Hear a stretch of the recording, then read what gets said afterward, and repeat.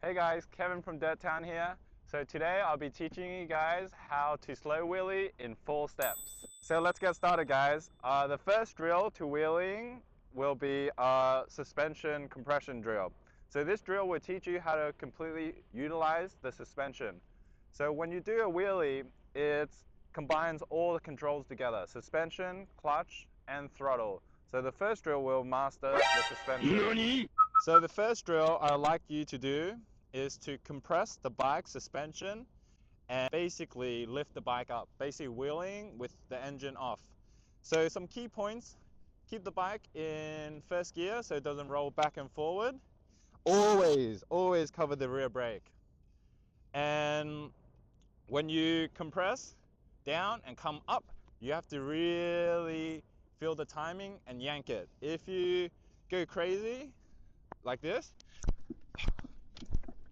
the bike's not really gonna move. But if you time it correctly and slow it down, think about it, then the bike should move effortlessly with the suspension working for you. Nice. So the second drill is we'll be working on our clutch control. When it comes to wheelies, the clutch is quite important, especially hill climbs. But if you do this drill, it will improve over to your other skills. So the drill is you basically roll the bike back and forward, but you only use the clutch. You don't use brake, you use a tiny bit of throttle, but you utilize the clutch to pull the bike forward. And some tips and tricks for our clutch control. There's a massive misconception when people use 4 or 3 fingers. Bruh. You can do that, but you lose control of the clutch. Usually, if your clutch control is not as good, we should always start with 2 fingers, and after 2 fingers, we'll build up to 1 finger. The reason for this is you gain more control, more feel of the clutch, and you know when the bike's gonna stall instead of putting your whole hand there. Another thing is, when people first start using their clutch, they always pull the clutch all the way in.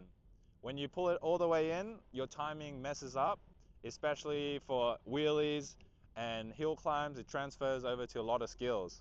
So the trick is you would want to keep your clutch just before the biting point. So the biting point is where the clutch lets out.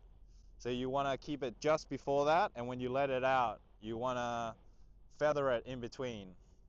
You can come in closer to have a look. So it shouldn't look like this. If you do this with your clutch, then that's way too much movement.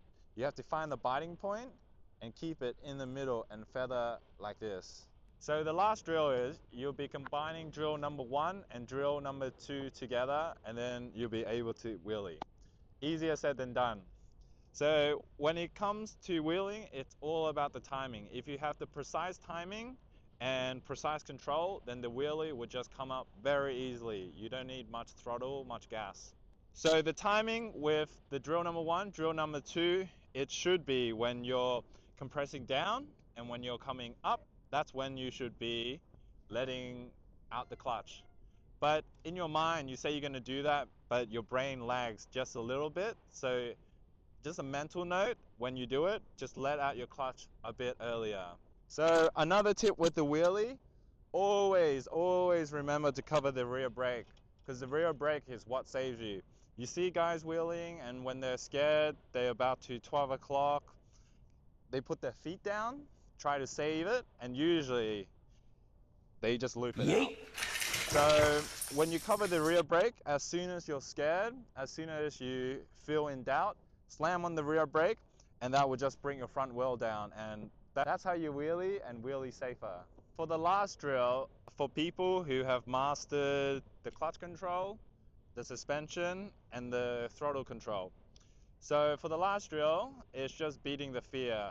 So bring the bike back as far as possible, and then slam on the rear brake.